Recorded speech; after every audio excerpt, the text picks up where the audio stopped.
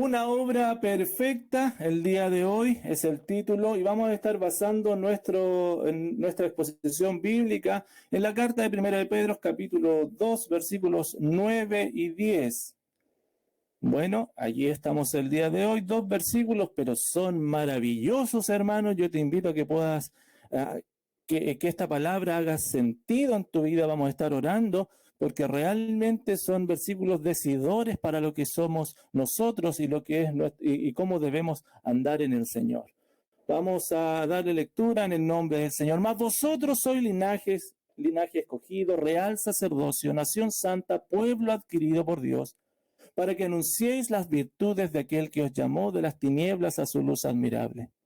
Vosotros que en otro tiempo no erais pueblo, pero que ahora sois pueblo, pueblo de Dios, que en otro tiempo no habíais alcanzado misericordia, pero ahora habéis alcanzado misericordia. Oh, qué lindo, hermano. Oremos al Señor. Padre, te alabamos y te glorificamos. Gracias por la posibilidad que nos das de estar aquí juntos, reunidos, Señor, expectantes y con ánimo de que tú hables a nuestra vida. Gracias por la posibilidad de ser expuesto, pero Señor, como siempre lo repetimos vez tras vez, nuestro intelecto no alcanza, no es suficiente para comprender tus verdades. Pedimos, por tanto, que tu Espíritu Santo ilumine los ojos de nuestro entendimiento para comprender tus verdades y que estas verdades, Señor, fortalezcan esta fe débil que tenemos, Señor, que muchas veces duda, que muchas veces flaquea, pero tu verdad, tu palabra, fortalece nuestra fe. Y también la promesa de tu Hijo es que tu palabra nos santifica, porque tu palabra es la verdad. Habla nuestras vidas para la gloria tuya. En el nombre poderoso de Jesús lo pedimos. Amén. Amén. Queridos hermanos, seguimos entonces con esta serie de Primera de Pedro. Oh, hermanos, quiero comentarte lo siguiente y escúchame por favor. Una vez oí a alguien muy famoso de la televisión que dijo lo siguiente: dejé de utilizar relojes costosos cuando me di cuenta que utilizaba los relojes no porque quería o porque me gustaban, sino que para que los otros me vieran y que los otros les gustase. Hermano, estas son palabras de una persona muy conocida, quien reconocía que en algún momento de su vida comenzó a vivir una vida distinta que no era propia suya, sino que comenzó a vivir una vida ajena, una vida alejada a quien él era. Él estaba preocupado de lo que los otros dirían, del estatus que podría alcanzar para ser reconocido, pero se alejó y dejó su esencia como persona, dejó sus gustos de lado para vivir una vida que no era de él, para vivir por los otros, según los otros opinaban. Hermanos, como él, muchos alguna vez hemos transitado por una etapa parecida, ¿no? Claro, pues, en donde buscamos vivir de acuerdo a quienes no somos, impulsados por nuestros propios deseos o a veces forzados o por circunstancias externas, pero sea como sea, hay veces que nos subimos en esta bola de nieve que nos atrapa y que nos lleva y que comienza a crecer y pareciera que de la cual no podemos salir. Estamos en la carta de Primera de Pedro y déjame decirte que los hermanos del primer siglo también vivieron algo similar. Porque la situación para ellos no era fácil de enfrentar. Y muchos, porque estaban siendo perseguidos, recuerda, ¿no? Estaban con una inestabilidad tremenda y muchos de ellos estaban siendo arrastrados por la ola de la desesperación, por una ola de desesperanza. ¿Te suena conocido eso a ti? Y muy probablemente que esa desesperanza, que esa desesperación empezara a afectar sus propias decisiones. Entonces, ¿qué hace el apóstol Pedro? Les escribe para recordarles quiénes ellos eran y su función real como creyentes. Estos hermanos, por el apóstol Pedro, fueron expuestos y desafiados a evaluar sus propias vidas y a evaluar sus propias respuestas a las misericordias y a las demandas del Dios Todopoderoso. Porque estaban comenzando a vivir vidas ajenas a ellos mismos. De esta misma forma, hermano, el Señor hoy, a ti y a mí hoy día nos va a recordar por medio de su palabra nos va a recordar quiénes somos en Cristo. Y esta nueva función, ¿cuál es nuestra función a la cual Él nos está demandando que nos dediquemos para su gloria? Hermanos, esto es una obra perfecta. Una obra perfecta.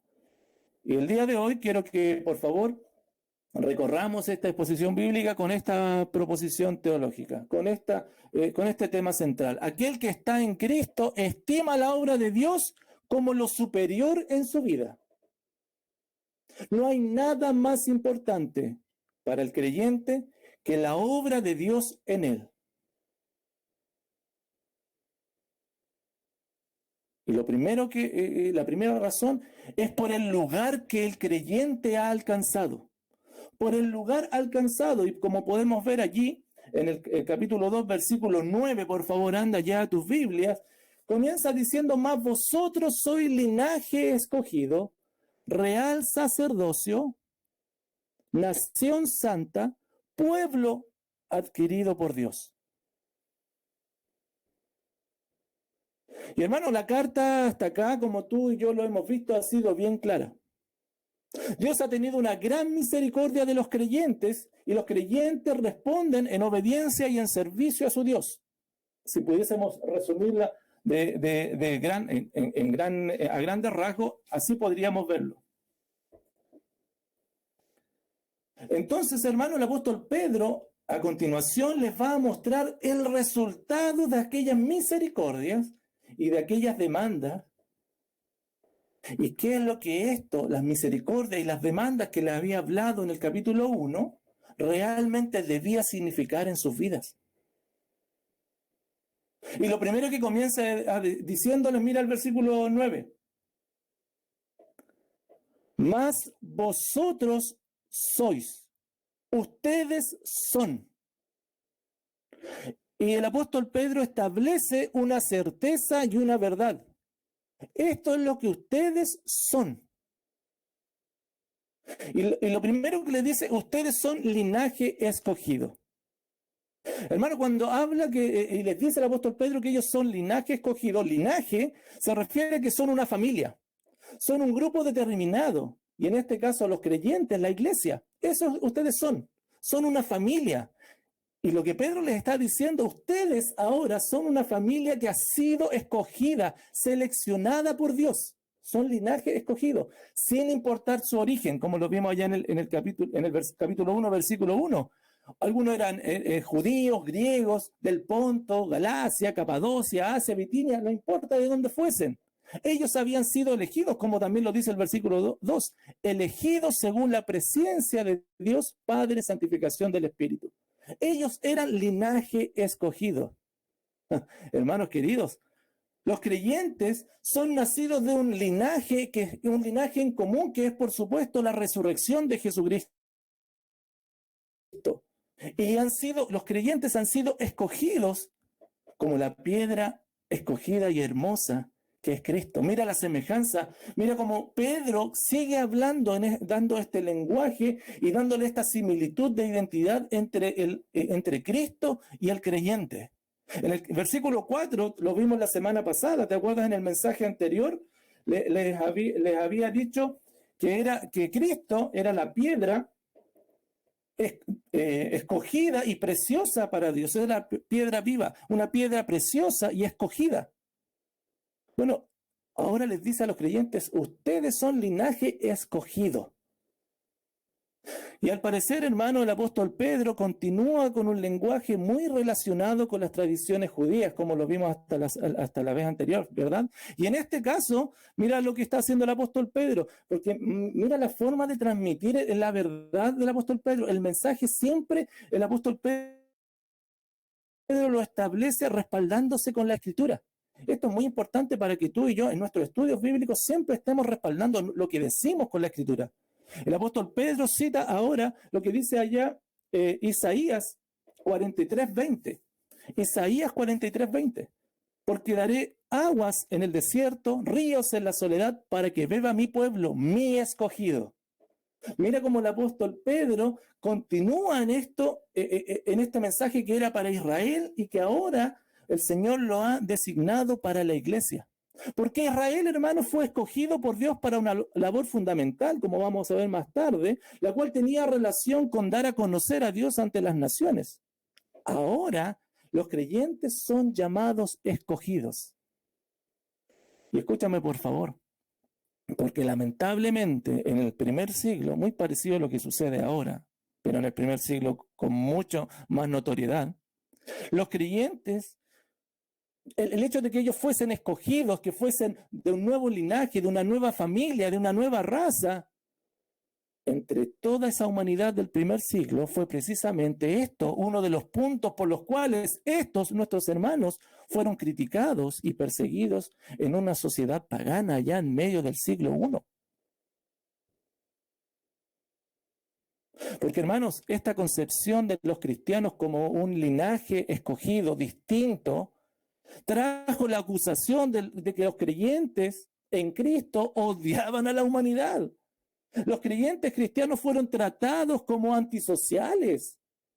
¿Por qué? Porque vivían de manera distinta, porque ellos conocían que eran escogidos, porque manifestaban el repudio al placer por el placer, a las carreras, a los combates de gladiadores. Los creyentes no, se oponían a esto y lo denunciaban. Además, por la fe, ellos eran expulsados de sus familias y las familias eran segregadas, eran partidas. Por lo tanto, los cristianos comenzaron a ser denostados y a tratados como que ellos dividían las familias, como que arruinaban negocios, porque además ellos abandonaron los cultos religiosos paganos e incluso fueron acusados de eludir sus responsabilidades civiles. Por tanto, hermano, este nuevo concepto de linaje escogido causó mucho de la oposición popular contra el cristianismo en el primer siglo. Pero ahí estaban nuestros hermanos, viviendo esto, aunque no les fue fácil. Oh, hermanos, hemos visto en el primer capítulo las misericordias de Dios. Y podemos ver que uno de los resultados de las misericordias de Dios para el creyente, según el texto que nos está hablando Pedro, es que llegaron a ser una familia escogida para Dios, en donde Él, Dios, es el Padre que ha escogido a sus hijos. Pero no solamente eso, sino que además son real sacerdocio. El sacerdote, hermano, como lo conocemos del Antiguo Testamento, no solamente ofrece ofrendas a Dios, sino que tiene el acceso a Dios en nombre de otros. Mira, por favor, pon atención cuál es la labor y la función de un sacerdote. Ofrece ofrendas a Dios, pero también tiene el acceso a Dios en nombre, en lugar de otros. Los sacerdotes interceden por otros. De esta forma, el apóstol Pedro le decía a los hermanos del primer siglo: ustedes son sacerdotes, porque los creyentes pueden servir a Dios intercediendo a otros en estas ofrendas espirituales que vimos en el mensaje anterior, e interceden por otros, en este caso llevando el evangelio, estas buenas nuevas a los perdidos. Y Pedro continúa relacionando a la iglesia con aquellos conceptos que eran conocidos en la mente de los hermanos que habían practicado el judaísmo. Les dice: ustedes son real sacerdocio. Este término había sido utilizado allá en el Éxodo 19:6, en donde el Señor le dice: y vosotros me seréis un reino de sacerdotes.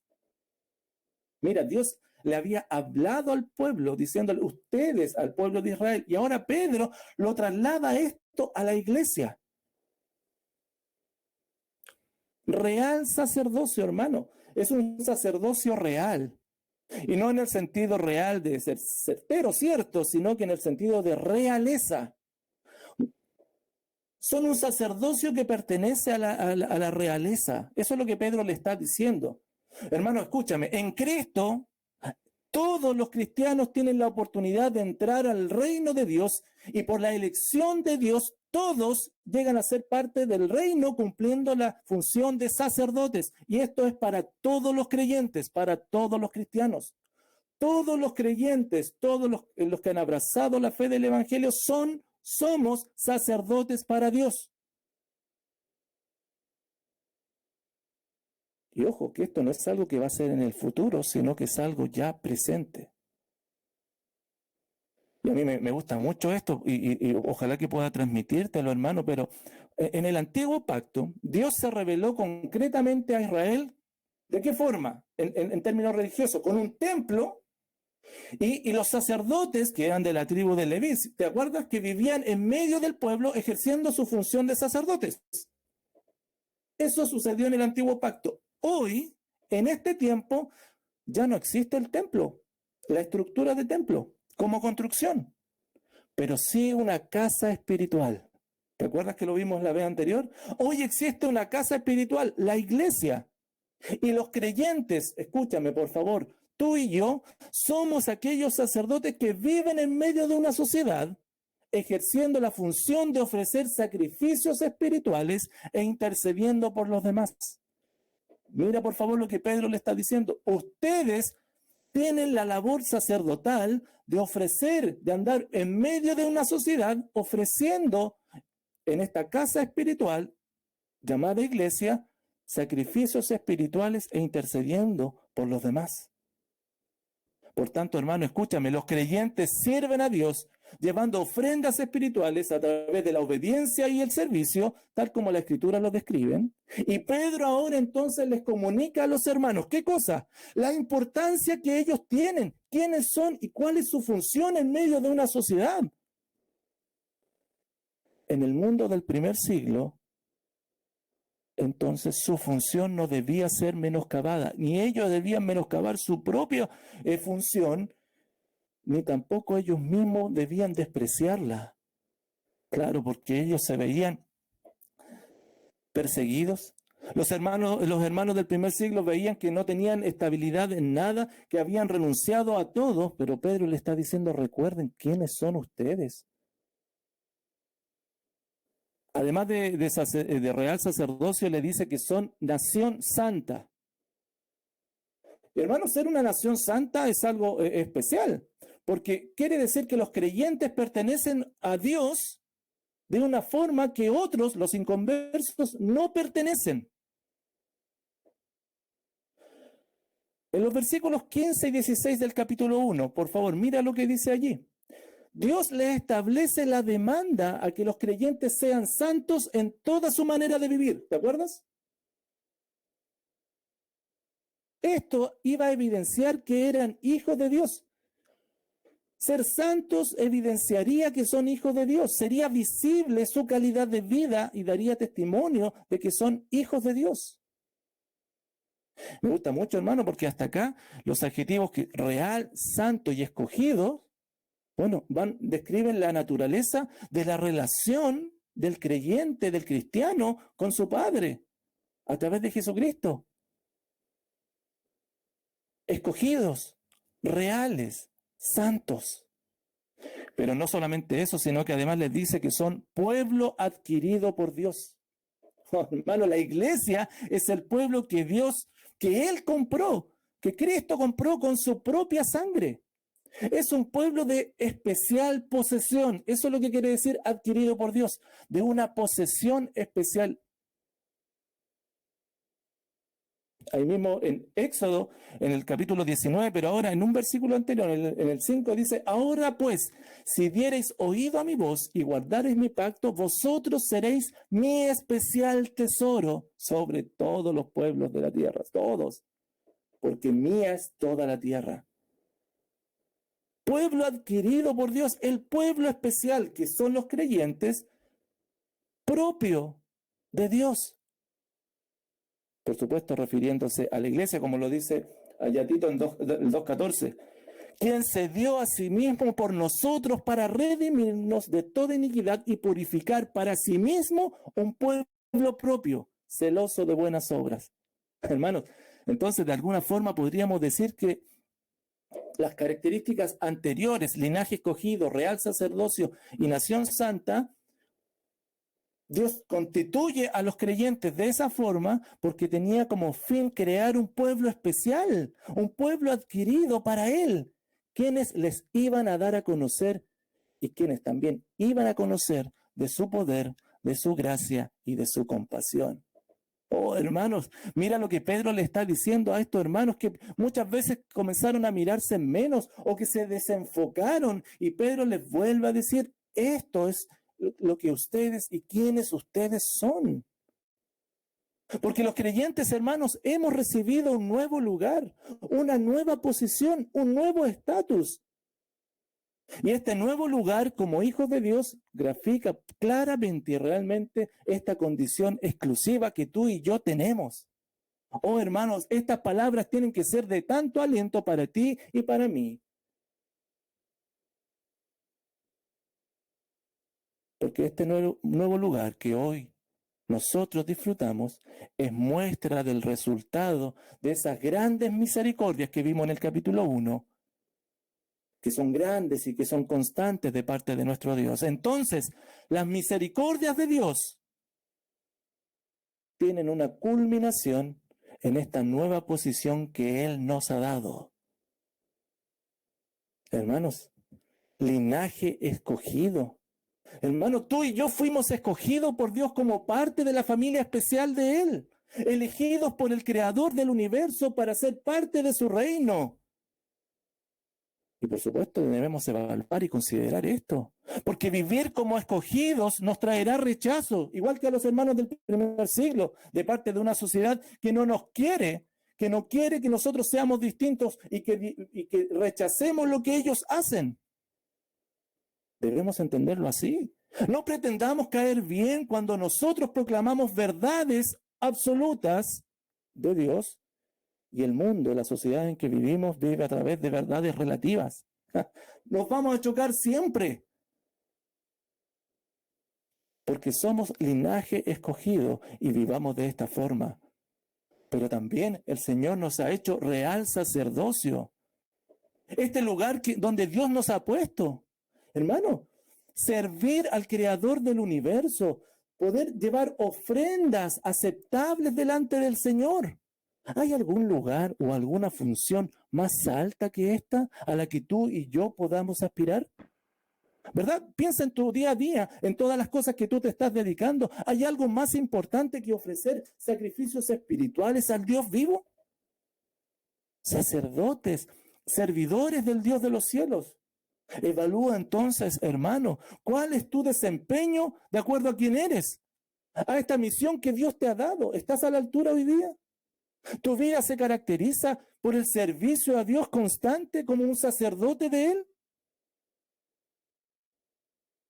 ¿Te estás dedicando a eso? ¿Esa es tu función en la vida? ¿Ser un sacerdote de Dios? ¿O no te diste cuenta aún que eres? ¿Quién eres en Cristo? ¿Y cuál es tu función? ¿Cuál es tu misión de vida? ¿Es Cristo lo mejor que te pasó? ¿Es Cristo a lo mejor a lo que tú aspiras? ¿O es una experiencia más en tu vida? Hermanos, cuando nos dice que somos nación santa, además, es porque llevamos y debemos reflejar en santidad a Cristo. ¿Estás seguro que tu manera de vivir da a conocer la santidad de Dios hoy día? ¿O tú que eres hijo de Dios, realmente estás mostrando la santidad de Dios? Ay, hermano, hay veces que nos esmeramos en mostrar un Dios amoroso solamente y llegamos a ser condescendientes con las personas. La santidad de Dios es lo que debemos mostrar. Y esta debe estar presente en nuestro día a día, en toda nuestra manera de vivir. Nación santa, ser santos, ser apartados del mundo para Dios. Dios nos adquirió, hermanos. Él nos hizo su especial tesoro. Tú eres aquella perla de gran precio por la cual Dios dejó todo e incluso dio todo para comprarte, para adquirirte. Como lo vimos allá en 1 de Pedro capítulo 1, en el versículo 18 y 19. Fuimos rescatados de nuestra vana manera de vivir. ¿Comprados con qué? Con la sangre preciosa de Cristo, como de un cordero sin mancha y sin contaminación. Entonces, hermanos, Dios te hizo nacer espiritualmente desde el linaje de Jesucristo por su resurrección para que sirvamos como sacerdotes de su reino y que con nuestra vida mostremos quién es Dios, cómo es Dios. ¿No crees entonces que eres alguien importante? ¿Que has alcanzado por la gracia de Dios un lugar que nadie puede alcanzarlo si no es por la obra de Dios en él? ¿Quién alguna vez pensó llamarte o darte un nombre y una función como esta? Recuerda que aquel que está en Cristo estima la obra de Dios como lo superior en su vida. Primero que todo por el lugar alcanzado, pero también por el objetivo trazado. Hermanos, para que anunciéis las virtudes de aquel que os llamó de las tinieblas a su luz admirable. Me encanta como el apóstol Pedro entonces le comienza a comunicar cuál es el objetivo por el cual esta obra de Dios ha sido llevada a cabo y cuál es el objetivo por el cual ellos han alcanzado esta posición, este lugar. Y es claro, para que anunciéis las virtudes. Cuando hablamos de anunciar, ¿qué se te viene a la mente? ¿Qué es para ti anunciar? Bueno, anunciar, hermanos, es publicar ampliamente una noticia. Publicar ampliamente una noticia. Y para que ésta sea conocida. Y esa precisamente es la labor de aquellos que han sido elegidos. Esta es la ofrenda espiritual como real sacerdotes. Ese es el reflejo de una nación santa, un pueblo adquirido con el fin de publicar ampliamente esta buena noticia. ¿Qué es lo que debían publicar según este versículo? Para que anunciéis las virtudes de Dios. Cuando habla de las virtudes, hermanos, quiere decir, las virtudes de Dios son las excelencias morales del Señor, son sus atributos, son sus características. Estas deben ser ampliamente divulgadas y conocidas por las personas. Son sus atributos, son sus manifestaciones de poder divino. Eso es lo que nosotros debemos divulgar. Eso es lo que el creyente debe anunciar ampliamente, publicar ampliamente.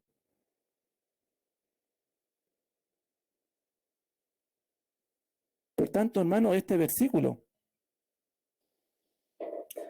nos habla que las virtudes del Señor deben ser anunciadas, entendidas como sus divinos actos que son dignos de ser alabados. Sus características asombrosas, su carácter, cómo es Dios, es lo que el creyente debe anunciar. Ahora bien, escúchame por favor. Quiero explicarte esto. ¿Por qué los creyentes deben anunciar las virtudes de Dios? ¿Por qué los creyentes deben anunciar el carácter de Dios? ¿Cómo es Dios? Bueno, porque debemos considerar y saber cuál fue la intención por la cual Dios crea todo lo que existe, el universo y la humanidad. Escúchame, Dios crea todas las cosas precisamente para que su creación le dé a conocer. Y mira, por favor, todo lo que viene a continuación, porque te estoy dando la razón teológica por qué hay que dar a conocer a Dios, anunciar sus virtudes. Como sabemos, el Señor crea a Adán y Eva, los primeros hombres, y les dice allá en Génesis 1, 26 y 27, como está subrayado ahí, hagamos al hombre a nuestra imagen conforme a nuestra semejanza. Y en el versículo 27 le dice, y creó Dios al hombre a su imagen, a imagen de Dios los creó. Su imagen y su semejanza eran los que estos hombres, los primeros hombres, debían dar a conocer allá en el huerto del Edén. Sin embargo, como sabemos, ellos no lo hicieron. En vez de dar a conocer a Dios, eligieron darse a conocer a sí mismos. Y rechazaron lo que Dios, el plan que Dios tenía para la humanidad. El hombre no lo dejó, no quiso dar a conocer a Dios. Entonces, ¿qué hizo Dios? Según el relato bíblico, Dios elige a Israel para que le dé a conocer. Dios elige a Israel. Me gusta mucho como lo dice el Isaías 43, 21. Dice, este pueblo he creado para mí, mis alabanzas publicará. Mira, muy parecido a lo que estamos viendo, que lo había Dios diseñado con Israel y ahora está con la iglesia.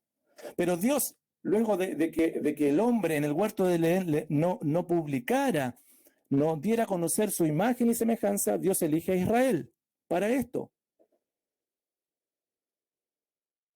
Ahí mismo en Isaías, pero en el versículo 49, 6, para seguir argumentando esto, dice al final, donde está subrayado, también te di por luz de las naciones, para que seas mi salvación hasta lo postrero de la tierra. Sí, Dios había elegido a Israel para servirle, como dice en un principio aquí en el versículo, levantar tribus, pero eso no fue suficiente, sino que además lo puso para ser luz de las naciones. Por lo tanto, la labor de Israel también era dar a conocer a Dios entre las naciones, pero ellos, y como sabemos, hermanos, tampoco lograron hacerlo. Entonces, ¿qué hace Dios? Bueno, como fue evidente que el corazón del hombre no quiere adorar a Dios, tuvo que venir alguien que reflejase la imagen de Dios perfectamente, y ese es el Hijo, ese es Jesucristo. Como dice allá en Juan 1:18, el unigénito Hijo que está en el seno del Padre, Él le ha dado a conocer. Él, como dice Colosenses, es la imagen del Dios invisible. Jesucristo da a conocer al Padre. Y este mismo Jesucristo, que es la cabeza de la iglesia, le delega esta labor a la iglesia, a los suyos, para que a través de su obra redentora, ya no nacido de su propio ánimo ni de su propio esfuerzo, sino que a través del poder de Jesucristo, de sus grandes misericordias, cumplan la misión de reflejar y dar a conocer las excelencias, las virtudes, las características de Dios. Por eso Pedro les dice, ustedes tienen que retomar esto, anunciar las virtudes del que los llamó de las tinieblas a su luz admirable. ¿Y cómo se anuncian estas virtudes? Bueno, proclamando la verdad, compartiendo, hablando y dando a conocer estas virtudes, pero también mostrando el carácter de Dios en toda su manera de vivir. Hermanos, los creyentes, escúchame, tenemos una misión para lo cual fuimos trasladados del reino de las tinieblas al reino de Cristo. Y esta misión es dar a conocer el reino a todo aquel que no lo conoce. Hermanos, escúchame, nosotros, tú y yo, no convertimos, no imponemos, nosotros publicamos, anunciamos, damos a conocer ampliamente el carácter de Dios. Esa es nuestra labor. Aquel rol que había sido encomendado a Israel, hoy es reasignado a la iglesia. Por tanto, además de conocer las grandes misericordias de Dios, de quienes somos y el privilegio de haber sido escogidos, como lo vimos anteriormente, también debemos considerar este servicio que nos ha sido encomendado. Hermanos, entonces nuestra labor fundamental de vida es anunciar el carácter de Dios por medio de la predicación audible, pero también a través de nuestras vidas, ser fiel reflejo de la imagen que Cristo ha puesto en nosotros, de esta nueva naturaleza que el Señor ha puesto en nosotros. Escúchame, y en términos prácticos, cuando las personas que te rodean ven en ti que agradeces siempre a Dios, que le reconoces públicamente, que en medio de tus dificultades agradeces porque Dios te está sosteniendo en medio de las dificultades. Y más aún, motivas y animas e invitas a que ellos reconozcan a Dios en sus vidas, estás anunciando las virtudes del Señor. Y no solamente eso, sino que estás abriendo puertas para que el Evangelio pronto sea predicado a esa persona. Porque si la persona reconoce a Dios en su vida, muchas de las personas con las que nos rodeamos sí dan gracias a Dios, pero no conocen a Dios, pero le reconocen. Saben que existe un Dios, entonces cuando tú escuchas eso, que ellos están reconociendo a Dios a pesar de no haberle conocido, es cuando tú tienes la gran oportunidad de indicarles cómo es que la Biblia nos enseña que nuestro reconocimiento, o que su reconocimiento en este caso, puede ser aceptado, compartiendo cómo Él te llamó de las tinieblas a su luz admirable. Esto es el Evangelio. Anuncia entonces el Evangelio a través de tu manera de vivir.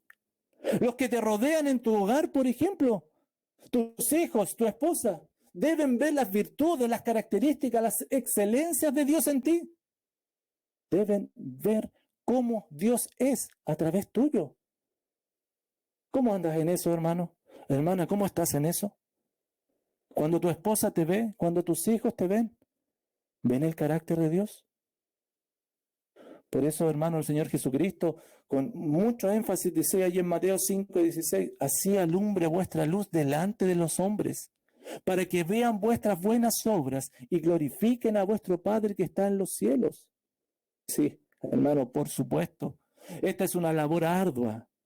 Es difícil, tú me puedes decir, pastor, pero mira lo que me estás pidiendo hoy día, cuando estamos en medio de una pandemia, estoy viviendo esto otro, y tú me estás diciendo que anuncie, que con mi vida predique al Señor. Por supuesto que es difícil, y ojo que los hermanos del primer siglo, piensa en ellos, también era una demanda difícil para sus vidas, no les era fácil. Pero es posible, hermano, porque hay una certeza que los creyentes debemos siempre tener en cuenta. El que está en Cristo estima la obra de Dios como lo superior en su vida, porque ha alcanzado por gracia un lugar, porque tiene un objetivo que está trazado.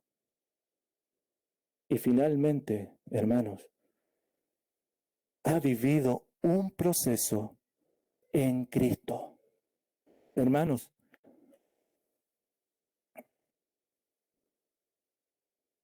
esta es la realidad y la certeza que los hermanos debían tener en cuenta, lo que dice en el versículo 10. No era que Pedro simplemente le estuviese diciendo, ustedes son esto y ustedes tienen que comportarse así. En el versículo 10, y como siempre se lo he dicho, junto con una demanda del Señor, siempre está acompañado con una certeza. Vosotros que en otro tiempo no erais pueblo, pero que ahora sois pueblo de Dios, que en otro tiempo no habíais alcanzado misericordia, pero ahora habéis alcanzado misericordia. Pedro les recuerda que esto, vivir como sacerdotes, vivir como nación santa, anunciando las virtudes de aquel que nos sacó de las tinieblas a luz, solo podía ser hecho, no porque ellos fueran competentes, sino porque Dios mismo, el Creador, les había transformado. Y esta transformación los había capacitado para poder ejercer su oficio sacerdotal, obedeciendo y sirviendo al Dios Todopoderoso. Y Pedro, mira cómo lo que dice acá, enfatiza y refuerza esta verdad inconmovible. Ellos habían sido transformados, sacados de un pasado oscuro, de un pasado tortuoso, en donde nadie eran, y habían sido puestos en un lugar de privilegio. Y esto es común en todo el Nuevo Testamento. Pablo, por ejemplo, refiriéndose en aquel tiempo en que el creyente estaba alejado de Dios, mira lo que dice allá en Efesios 2:1 hasta el 3, 2:1 al 3, para que lo anotes por allí. Mira todo lo que está subrayado. Esto era el creyente. Cuando estabais muertos en vuestros delitos y pecados, en los delitos y pecados en los cuales anduvisteis en otro tiempo, siguiendo la corriente de este mundo. Mira cómo andaba el creyente, conforme al príncipe de la potestad de los aires, Satanás, el espíritu que ahora operan los hijos de desobediencia, entre los cuales también todos nosotros vivimos en otro tiempo, en los deseos de nuestra carne, haciendo la voluntad de la carne y de los pensamientos, y éramos por naturaleza hijos de ira. Mira la radiografía, mira el diagnóstico, eso es lo que era. Eso es lo que eras tú y eso es lo que era yo. Eso es lo que era el creyente sin Cristo. A los colosenses se lo dice de la siguiente manera, ahí está subrayado. Vosotros también que erais en otro tiempo extraños y enemigos en vuestra mente, haciendo malas obras. Colosenses 1:21. extraños y enemigos. Así éramos. Ahí mismo, pero en Colosenses, pero ahora en el capítulo 2, versículo 13, mira lo que les dice. Y a vosotros estando muertos en pecados y en la incircuncisión de vuestra mente, muertos en pecados. E incluso, hermanos, mira lo que llega a decir de aquel de la persona que está sin Cristo. El hombre natural no percibe las cosas del Espíritu de Dios. No puede discernir. No puede discernir espiritualmente. Esa es la realidad de aquel que está sin Dios.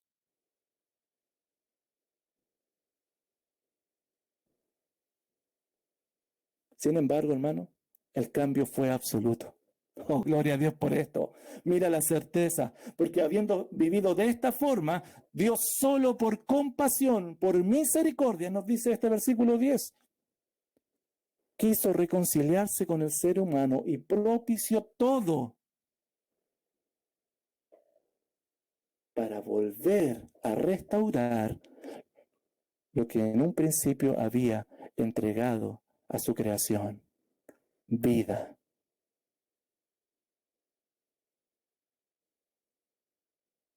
En Efesios 2, 4 al 6, y mira los versículos finales, lo que está subrayado allí.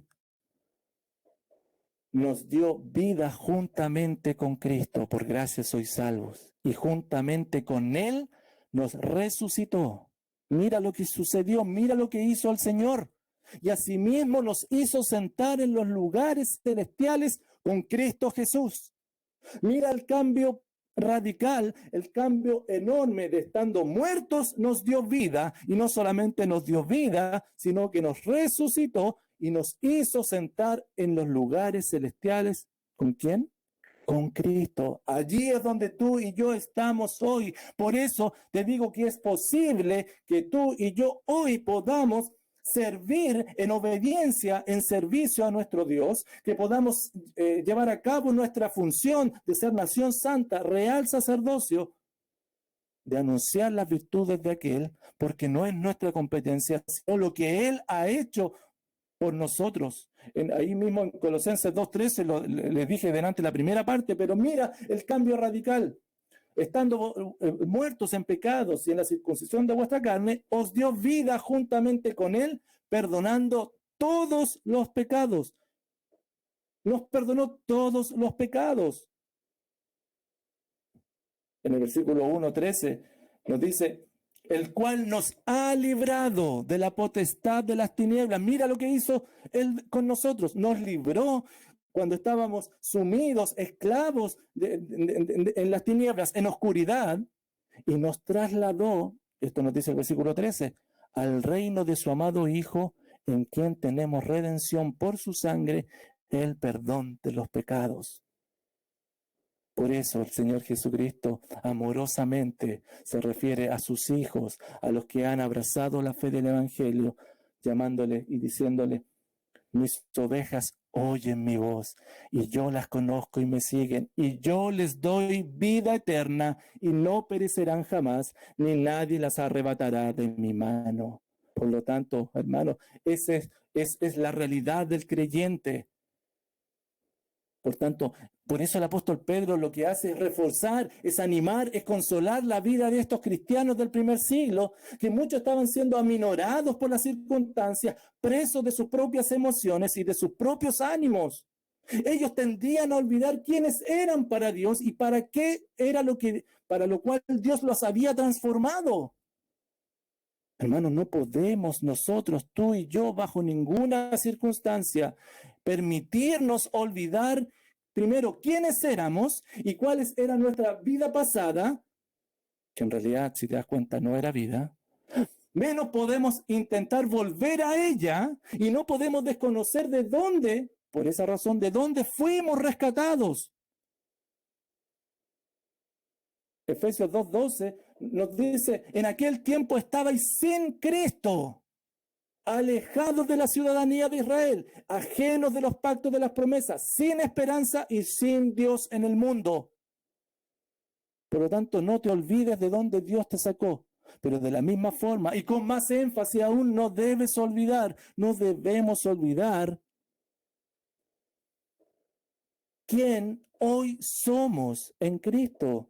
Y que hoy tenemos la posibilidad y la oportunidad de adorar a Cristo, de adorar a nuestro Señor, y que nuestra ofrenda sea aceptada por el Creador del universo. Por eso en el versículo 13, y está ahí con rojo, dice: pero ahora en Cristo Jesús, ustedes que en otro tiempo estaban lejos, han sido hechos cercanos por la sangre de Cristo.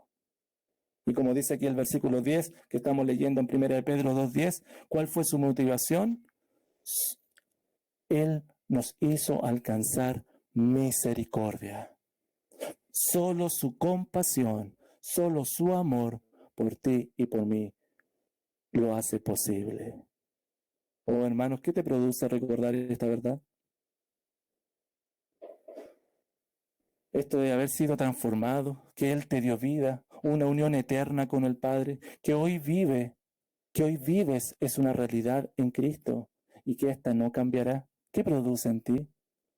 Él te permite vivir para aquello que fuiste creado, para aquello que fuiste salvado, con toda libertad, hoy adorar a tu Creador. Ya no estás bajo el dominio de las tinieblas y del pecado, porque Cristo te dio esa libertad. ¿Cómo entonces esta verdad debiera afectar tu vida? ¿Es esta realidad una certeza en ti?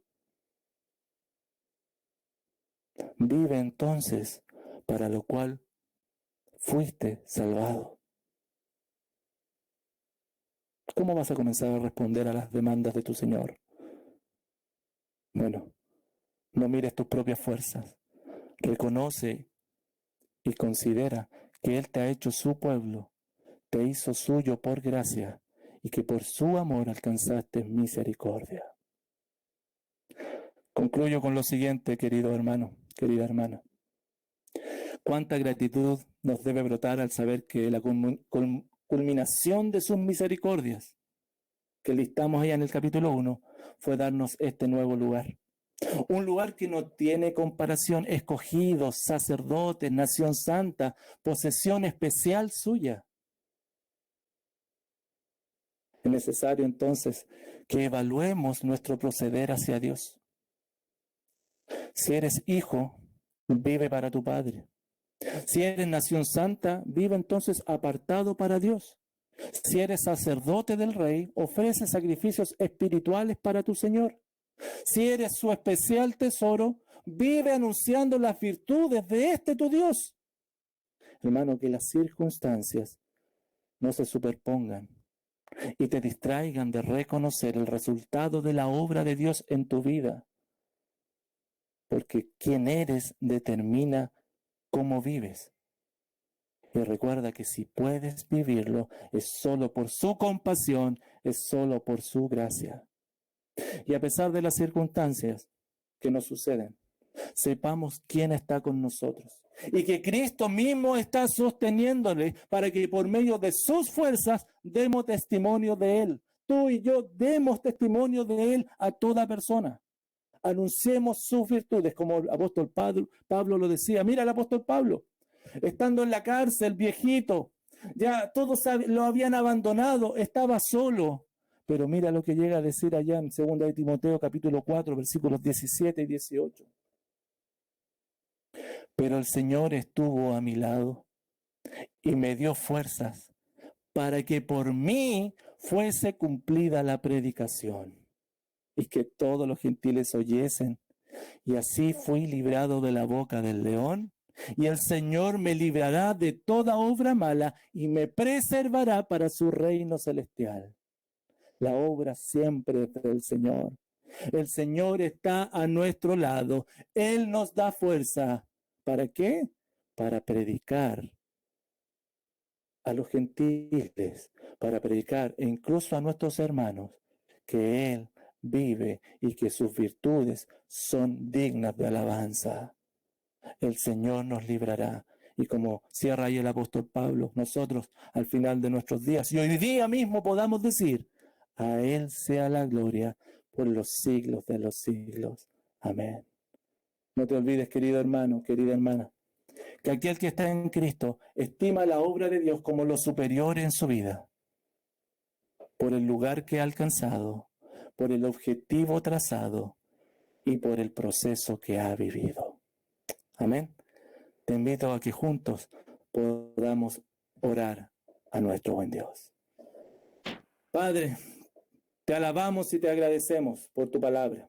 Gracias por la exposición de esta en nuestras vidas. Permítanos, Señor, el privilegio de poder primero reconocer quiénes somos para ti, y no escuchar nuestras propias voces, Señor, o las voces de un mundo corrompido. Y segundo, podamos además ofrecer estos sacrificios espirituales vivos, agradables a ti, anunciando tus virtudes, dignas de alabanza, dignas de ser reconocidas, Señor, y úsanos para la gloria tuya. Gracias, Padre, por tu palabra. Gracias, Padre, por lo que hemos vivido el día de hoy. Gracias, Padre, por este culto.